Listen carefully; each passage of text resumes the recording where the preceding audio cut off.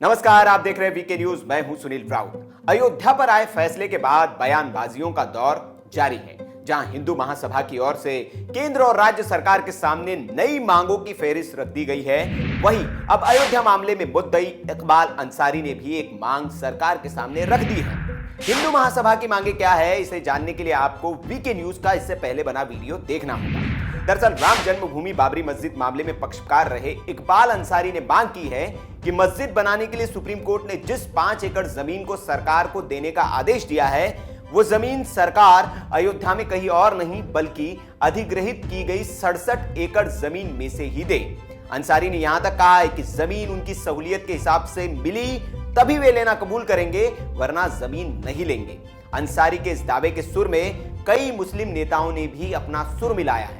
The wire में छपी खबर के मुताबिक अंसारी के अलावा इस मामले से जुड़े दूसरे मुद्दई हाजी महबूब ने भी कहा है कि हम झुंझुना कबूल नहीं करेंगे। सरकार को साफ तौर पर बताना होगा कि वो हमें कहां जमीन देने जा रही है। दरअसल पूरी जमीन 2.77 एकड़ जिस पर विवाद था और 67.7 एकड़ जमीन जिस पर कोई विवाद नहीं था, ऐसी कुल 70.47 एकड़ जमीन है जो रामलला विराजमान के आसपास ही है। आपको बता दें कि अयोध्या में विवादित जमीन के आसपास 2 बार सरकार ने जमीनें अधिग्रहित की है। पहली बार 1991 में जब यूपी में कल्याण सिंह की सरकार थी और दूसरी बार केंद्र सरकार ने अयोध्या कानून के तहत 1993 में विवादित जमीन के पास खाली पड़ी जमीनों को अधिग्रहित कर लिया था। इसी 67 एकड़ जमीन में से 5 एकड़ जमीन की बात हो रही है। लेकिन अब खबर यह आ रही है कि इकबाल अंसारी ने यह भी कहा है कि हमारे यहाँ मस्जिदों और मदरसों की जरूरत नहीं है, सरकार हमें जमीन देती है तो हम इस पर स्कूल और हॉस्पिटल बनवाएंगे। अब देखना होगा कि अंसारी और बाकी मुस्लिम धर्मगुरुओं की इस मांग पर सरकार की क्या प्रतिक्रिया आती है, क्योंकि दूसरा जो पक्ष है, हिंदू जो पक्ष है, वो हमेशा इस बात की मुखालफत करता रहा है कि मंदिर और मस्जिद एक साथ नहीं हो सकती।